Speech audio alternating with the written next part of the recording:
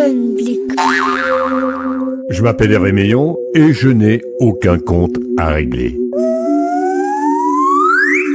Chaque être que je reçois dans mes Augenblick, un mot flamand voulant dire un instant, peut y trouver sa place auprès des autres et dans sa propre vie.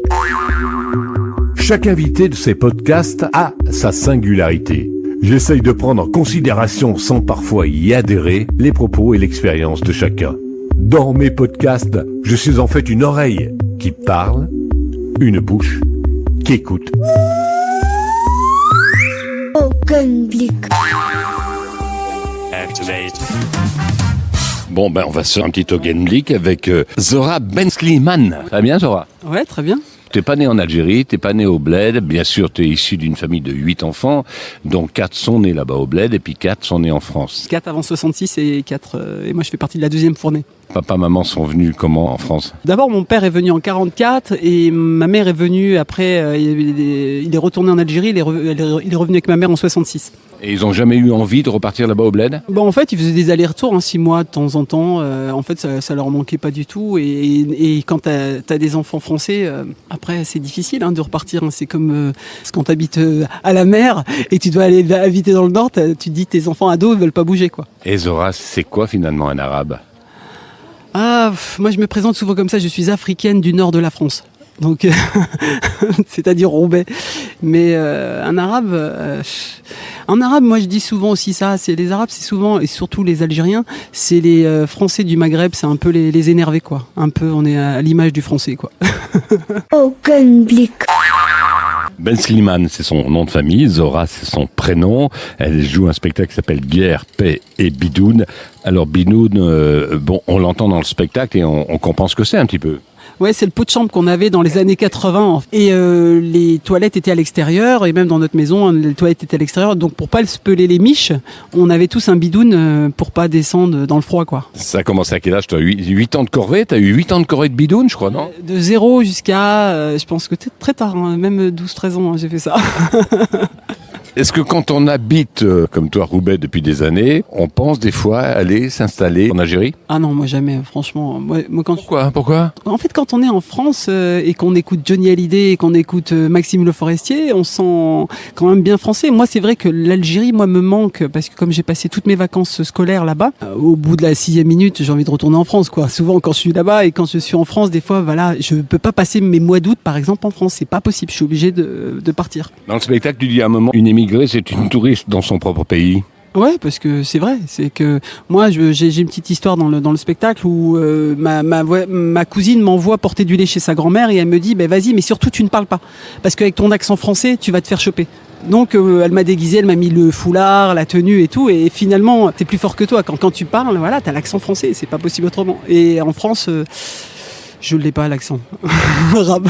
T'en as bavé, gamine, du racisme, t'as bavé d'être une Algérienne, parce que à l'école, t'étais pas facile, paraît-il. T'étais une bonne élève, tu dis aussi ça, une bonne élève aux mauvaises notes. Ouais, parce qu'en fait, il y a ce côté-là, mais quand tu vois le travail des profs, en général, en France et surtout à Roubaix, quand ils viennent dans nos quartiers, en général, moi, à mes années, c'était des vrais profs qui s'engageaient. C'est-à-dire, mais même encore aujourd'hui, quand j'ai beaucoup de respect pour les profs, parce que je trouve que ils font un vrai travail, quoi. Ils sont vraiment, quand t'as 30 mômes en face, un peu énervés, même pas énervés, trop intello, ça peut être aussi chiant. Donc, en fait, c'est difficile des deux côtés, en fait, d'être. C'est la chouma? Non, l'archouma pour ma mère, oui, c'était l'archouma, effectivement. L'archouma, ma mère, c'est vrai que quand elle venait, pour elle, elle était trop fière de venir m'accompagner pendant les réunions de parents d'élèves, mais moi, j'avais trop la honte, quoi. Parce qu'elle interpellait tout le monde, quoi. C'est ma fille. Et surtout, n'hésitez pas, si elle vous prend la tête, n'hésitez pas. Et elle me disait, c'était difficile pour moi, mais bon, parce qu'elle me voyait et elle les tutoyait, quoi. Donc, faut pas non plus déconner, quoi.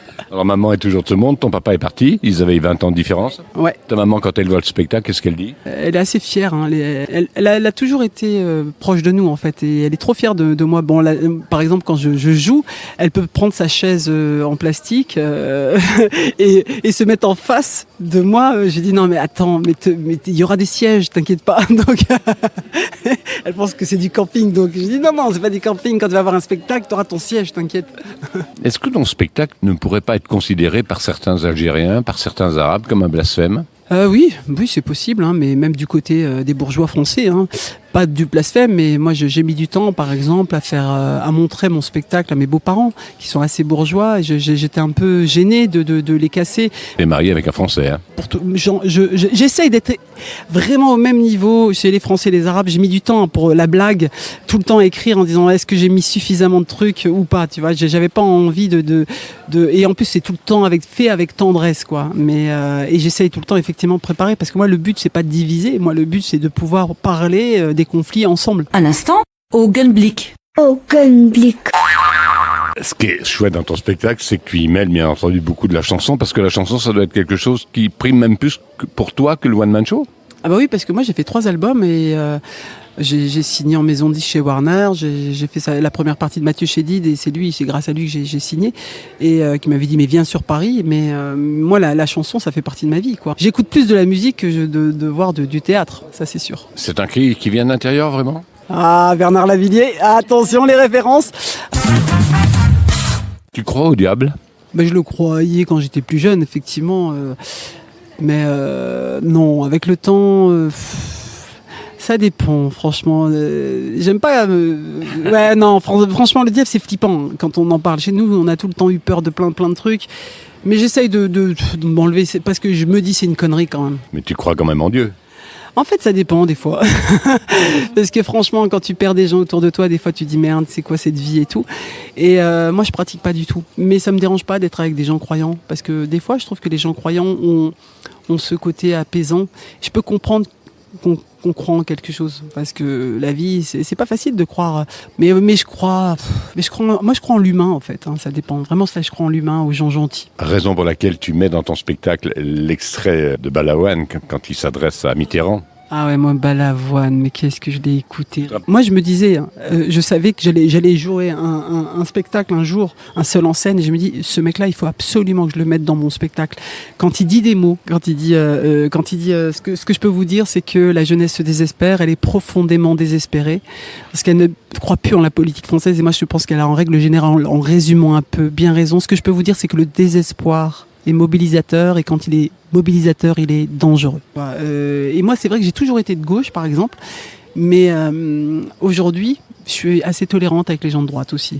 Finalement, je suis obligée, parce que on est obligé de vivre ensemble.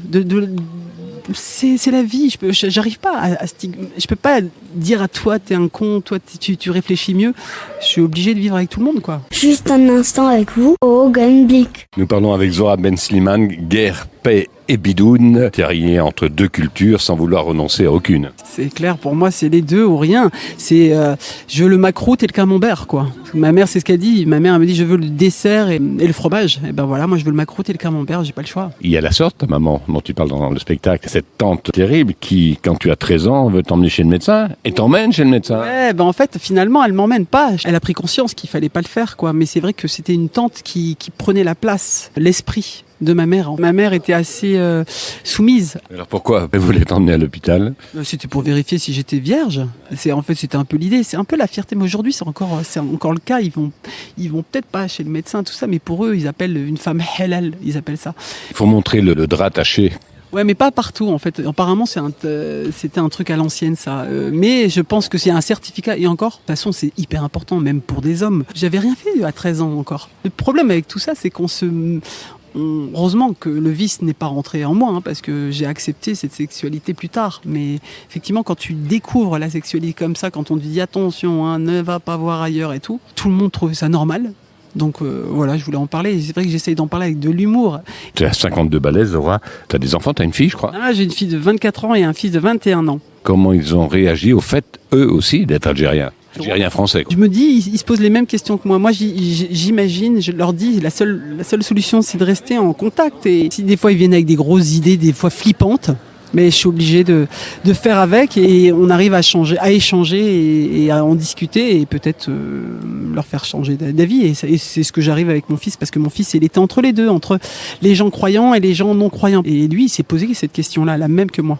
Mais bon, on travaille, hein. Qu'est-ce que tu penses de cette phrase? Souvent on dit, là-bas, les Arabes de là-bas, ils sont mieux que ceux d'ici. En fait, c'est vrai? Tu penses que c'est vrai? c'est pas que c'est vrai, c'est parce que moi j'ai des cousins qui viennent du bled. Effectivement, en fait, quand tu es là-bas, il y a un truc qui s'est fait, mais je pense que c'est l'Algérie aussi. Il y en a beaucoup qui ont fait des études là-bas.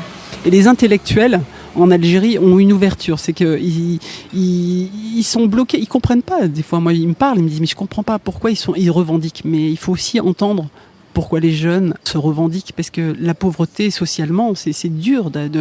Moi, ma mère, quand elle est arrivée en France, elle a refusé de vivre dans des HLM, par exemple dans des immeubles. On avait une maison. Et ben ok, on avait notre voisine qui était raciste, qui avait un café, mais moi, ça me donnait assez rapidement la couleur. Ça veut dire que on est obligé de vivre avec cette personne-là. Aujourd'hui, cette personne à l'époque était raciste, mais son fils maintenant aujourd'hui nous accueille sur sa terrasse pendant l'Aïd. Donc en fait, ce qui se passe, c'est que ça évolue en fait le racisme. Est-ce que tu as été jouer ton spectacle en Algérie ? Non, mais j'aimerais bien. Et moi, mes cousines, c'est ce qu'elles me disent. Il faut qu'on organise. J'ai déjà joué, j'ai déjà chanté en Tunisie. Moi, je suis allé depuis peu de temps en Algérie. Je suis retourné parce que depuis les problèmes qu'on a eu dans les années 90, les années noires. Vous êtes de quel coin d'Algérie ? De Boussada. Le fait de pouvoir jouer, j'ai ramené mon mari, mes enfants là-bas et tout. J'étais ému et c'était assez marrant parce que eux, ils ont découvert l'Algérie, mais avec mes yeux, quoi.